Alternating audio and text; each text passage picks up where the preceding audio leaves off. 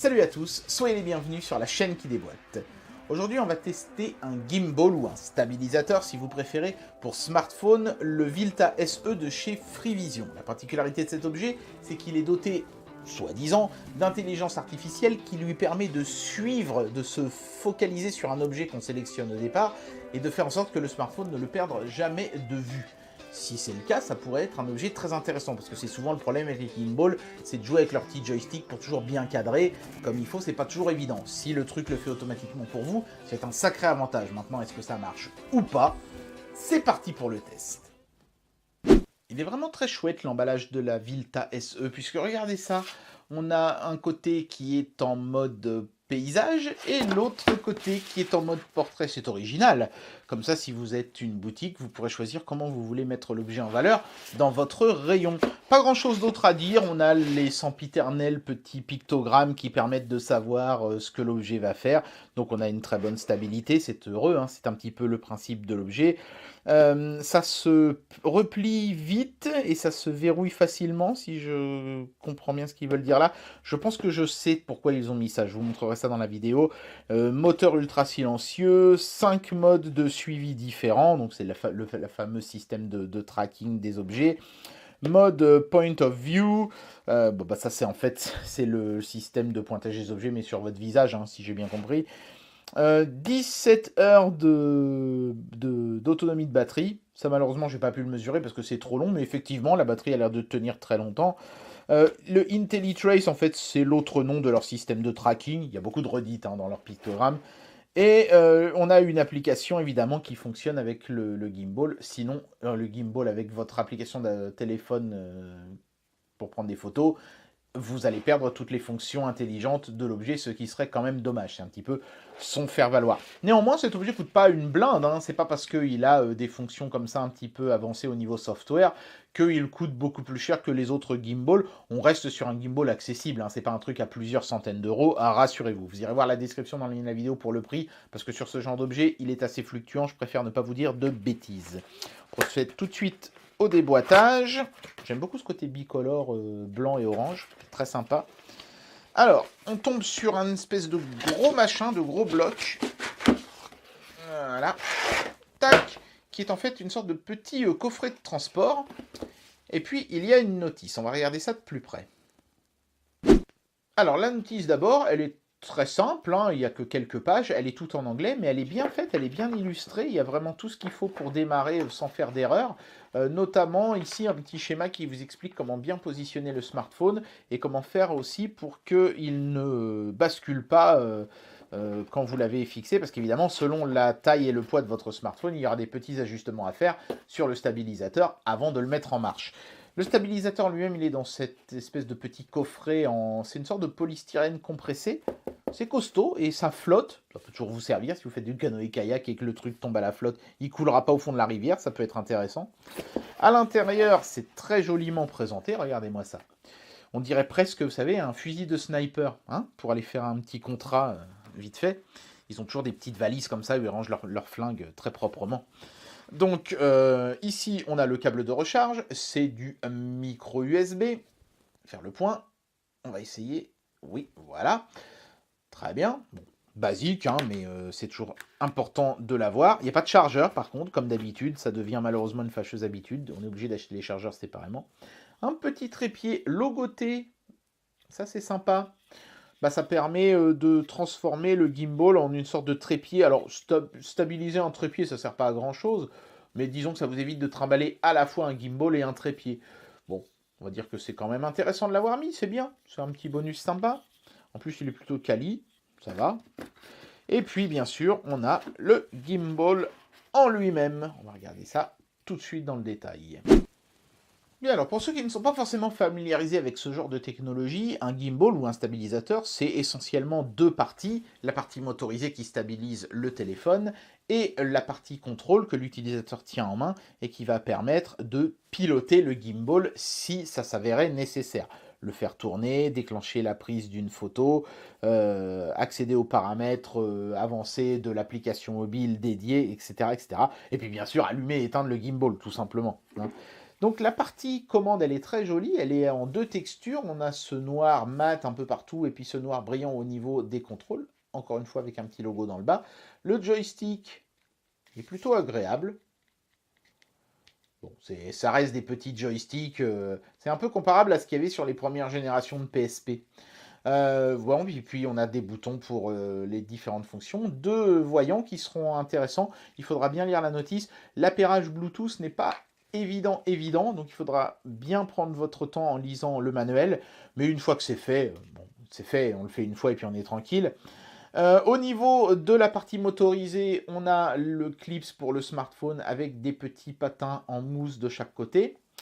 Ici, il y a un système de recharge rapide, mais sur le mien, il n'est pas activé. Alors, ils n'ont pas été très clairs chez Freevision. Ils n'ont pas trop su me dire si c'était parce que j'avais une préversion, un prototype, ou si c'est parce qu'ils m'ont envoyé une version allégée pour les tests. Mais normalement, ce gimbal a un système de recharge sans fil de type Qi qui peut recharger votre smartphone pendant qu'il est dans le gimbal, ce qui accroît également son autonomie, parce que l'autonomie du gimbal étant monstrueuse, 17 heures, hein, je vous le rappelle, on peut prendre une portion de cette autonomie et la transférer au smartphone. Mais malheureusement, je ne pourrais pas vous faire la démo de ça, puisque le modèle qu'ils m'ont envoyé, enfin le prototype qu'ils m'ont envoyé, n'est pas capable de le faire. Alors, il parlait aussi d'un système de Quick Fold. En fait, sur ce gimbal, il y a un petit système de clips, je ne sais pas si vous allez les entendre. Vous voyez? Tac. Il y a un petit clips. Ici aussi, hop, qui bloque l'ensemble, alors à part évidemment cet axe-là, mais les 2 autres axes sont bloqués, donc ça évite que le truc se balade, soit tout mou dans tous les sens, quand vous le transportez sans le smartphone. C'est pas mal, c'est pas idiot. Et puis vous noterez la présence ici de la molette, qui permet en fait de faire varier la longueur de cet axe ici, pour stabiliser les smartphones selon leur taille et leur poids. Voilà, donc il y a tout ce qu'il faut pour bien s'amuser. Maintenant, est-ce que ça marche? On va regarder ça dans le détail. Bien, alors, la première étape pour pouvoir utiliser un stabilisateur comme ça, c'est de fixer son téléphone dessus. Donc là, ça se fait avec un système de pince comme ça, que j'aime pas d'ailleurs des masses, parce que comment je fais? Avec ma main gauche, j'écarte la pince de gauche, avec ma main droite, j'écarte la pince de droite, et ensuite, je le mets comment le téléphone? Avec ma troisième main? Bon, il faudrait que les constructeurs mettent un système où quand j'écarte une des mâchoires, l'autre s'écarte automatiquement. Un peu comme sur certains modèles d'imprimantes, ils font ça. Vous savez, le truc pour caler le papier, quand on le bouge d'un côté, il se décale automatiquement de l'autre. Il y avait certainement moyen de faire quelque chose. Bon, jusqu'à présent, je n'ai vu aucun gimbal qui faisait ça correctement, donc ce ne sera pas non plus le cas malheureusement de celui-ci. Bon, c'est pas dramatique, hein, on prend vite le coup de main quand même, on trouve toujours des petites combines pour y arriver. Mais c'est quand même une certaine gymnastique, pas forcément évidente. 2 petites choses avant de faire le test détaillé de l'objet. On recharge la batterie par la petite prise USB qui se trouve ici, hein, et qui est protégée contre les éclaboussures par un caoutchouc. Et comme moi j'ai un modèle qui n'a pas la charge sans fil, on peut le faire en filaire en branchant un fil de charge ici. Si vous regardez attentivement, il y a une trappe USB avec une prise USB en dessous. Mais ce n'est pas une bonne solution parce que vous voyez, quand le téléphone est dans le gimbal, la prise de recharge elle est obstruée ici. Donc comment voulez-vous que je mette mon câble? C'est pour ça que ça aurait été bien que j'ai le modèle avec la recharge sans fil. Bon, ils ont décidé de m'envoyer le modèle qu'il n'avait pas, c'est un petit peu regrettable. Bien, alors avant de mettre un gimbal sous tension, il faut toujours vérifier que votre smartphone ne penche pas, ce qui n'est pas le cas ici. Vous voyez, si votre smartphone, quand vous le lâchez, il fait ça, il part comme ça vers la gauche, c'est que le contrepoids ici n'est pas à la bonne position. Donc il faudra tourner la petite molette que je vous ai montré tout à l'heure, hein, ici, pour ajuster la longueur du bras qui se trouve là. Là, avec un Galaxy S8, le réglage par défaut est bon, ça penche pas ou très peu. Donc dès que je vais mettre l'objet sous tension, il va se stabiliser. C'est parti, je vais appuyer sur le bouton ici, ça devrait automatiquement mettre le téléphone bien comme il faut. Hop, et voilà. J'ai rien fait du tout, vous avez vu, il s'est stabilisé tout seul. Et maintenant, le simple fait de me déplacer et le gimbal stabilise le téléphone et il est toujours orienté de la même façon. Ça, c'est, j'ai envie de dire, ce que font tous les gimbals. C'est la base des stabilisateurs. Ça permet d'avoir toujours un angle constant, peu importe la façon dont je bouge. Voilà, vous voyez, c'est un peu comme un Steadicam. On n'entend pas les moteurs, effectivement, hein. Super silencieux. On n'a même pas l'impression qu'il y en a d'ailleurs des moteurs. Et c'est certainement parce qu'ils ont mis des moteurs comme ça avec très peu de friction que l'autonomie de l'objet est bonne. C'est lourd hein, comme gimbal, il est un peu plus lourd que celui que j'avais testé la dernière fois. Je pense que c'est aussi parce qu'il est un petit peu plus sophistiqué. Ici, il y a une molette, vous verrez, hein, elle sert dans les applications, dans l'application mobile pour défiler dans les menus. C'est un petit peu une réminiscence de ce que faisait Sony avec leur fameux Jog Dial. C'est pas mal. L'interface et l'ergonomie du gimbal est très bonne. Je vais vous montrer le fameux système de tracking d'objets parce que c'est quand même la fonction star de ce gimbal. On y va. Et alors, une fois n'est pas coutume, je vous montre d'abord la fonction star de cet objet parce qu'elle est vraiment tellement géniale que je ne peux pas résister de vous la montrer en premier. C'est le tracking d'objets. Donc, avec le stick, je peux me déplacer et cadrer le sujet que je veux, hein, comme ça. Tac, ça reste tout à fait classique de ce qu'on peut faire avec les gimbals. Hein. Vous voyez, je peux aller en bas, à gauche, à droite, etc. Je vous montrerai hein, les différentes façons de se déplacer dans l'image plus tard. Mais il y a un système génial, c'est le tracking d'objets. Mettons par exemple, tiens, on va prendre un objet mythique. Je veux traquer ma NES qui est ici dans le coin. Donc j'appuie sur ce petit bouton-là, tac. Je sélectionne l'objet qui m'intéresse, donc la NES ici, hop. Et maintenant, le gimbal va rester focalisé tout le temps sur la NES, quoi que je fasse. C'est-à-dire que je peux me déplacer dans toutes les directions, vous voyez. Il pivote automatiquement le téléphone en vertical et en horizontal pour que la NES soit toujours au milieu du cadre. Et ça marche incroyablement bien. Regardez ça, hop, je monte, je descends. La NES est toujours au milieu. Alors ça se fait avec une certaine fluidité. Hein. Si je suis brutal, vous voyez, hop, il faut un petit temps zoup, pour que ça se remette au centre. Hop là. Mais ça se fait et c'est super fiable. J'ai essayé avec plein d'objets différents, même des objets, vous voyez la NES c'est pas un objet qui est très compliqué en soi, hein, ça c'est un bête parpaing hein, quasiment. Mais même ça, le gimbal est suffisamment intelligent pour se focaliser dessus et ne plus jamais le perdre de vue. Et ça c'est vraiment une fonctionnalité extra. J'adore personnellement. Alors concernant les autres fonctions de l'application fournie avec le gimbal, c'est assez simple hein, à comprendre et à manipuler. Ici à gauche, on a les fonctions classiques des appareils photo, en plus hein, de la fonction tracking que je viens de vous montrer.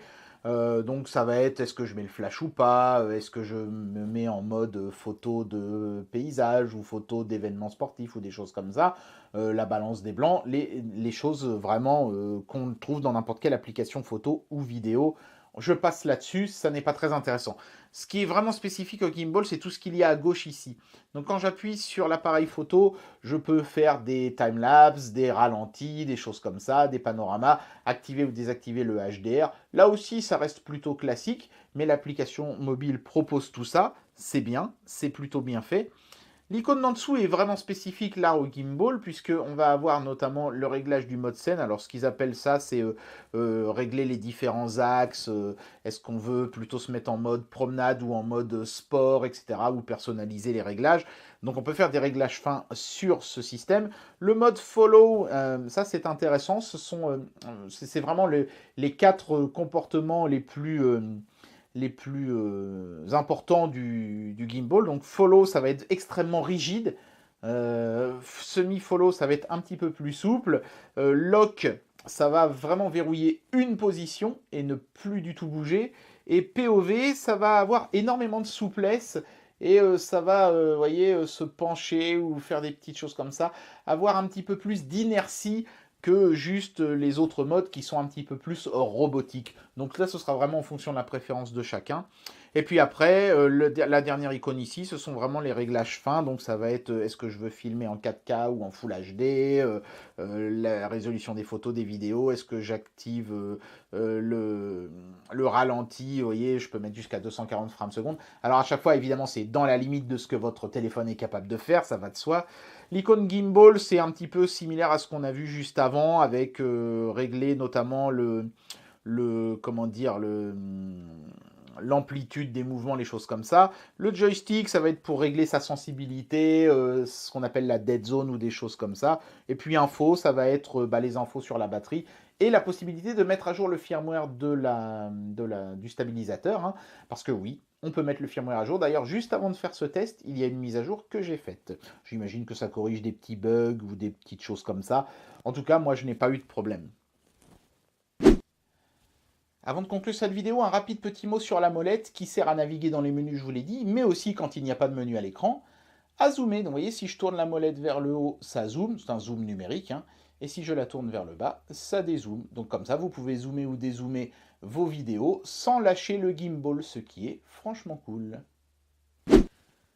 Eh bien voilà, j'en arrive au moment où il faut conclure cette vidéo et donner une note à ce produit.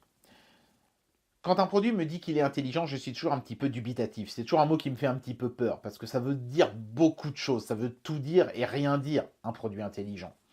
Ici, ça voulait dire que ce produit était capable de suivre intelligemment, donc, un objet qu'on sélectionne à l'écran. Et ça marche, c'est vrai, il doit y avoir un algorithme, j'imagine, qui détermine les contours de l'objet qu'on a sélectionné et se débrouille pour que ces contours restent toujours au centre du cadre. Et ça marche. J'ai essayé sur plusieurs objets, ça fonctionne bien. Les visages sont automatiquement détectés, donc vous pouvez juste les sélectionner et faire en sorte qu'ils soient toujours au centre du cadre aussi. Il n'y a aucun problème avec ça, c'est parfaitement fonctionnel. L'objet en lui-même est bien fait, l'application mobile est super maniable, très ergonomique, j'ai eu aucun problème avec ça. Les contrôles sur le manche sont bien faits, notamment la petite molette pour zoomer, qui est très bien vue. Donc c'est presque un sans faute. Presque, parce que comme ils m'ont envoyé le modèle qui ne fait pas la charge sans fil, je suis obligé de me rabattre sur une charge filaire. Et je ne comprends pas comment on peut faire une charge filaire sur un tel objet. Parce que regardez mon smartphone. Il a le module photo ici. Et il s'insère dans le système comme ceci, hein, comme ça, tac, pour que l'appareil photo dépasse dans cette zone-là. Si je le mets dans l'autre sens, ça ne va pas marcher, parce que le module photo va être en face de l'axe ici, il va être obstrué.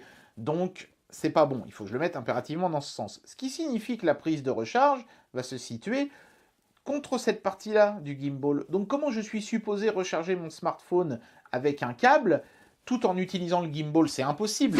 Je ne peux recharger mon téléphone que quand il est en dehors du gimbal, ce qui fait du gimbal une sorte de power bank externe, mais certainement pas quelque chose qui peut recharger le téléphone pendant que je me sers du gimbal. Donc mon conseil, si vous voulez vous acheter cette version-là du gimbal, ce serait de plutôt aller vers la version qui a la recharge sans fil, parce que celle-ci, la recharge filaire, c'est juste pas bien fait. C'est pas forcément de la faute du gimbal en lui-même, peut-être plutôt de celle des smartphones, mais dans ce cas-là, il aurait fallu assumer le truc de la recharge sans fil jusqu'au bout et la faire sur tous les modèles, et pas proposer des modèles où la charge est bancale comme ça.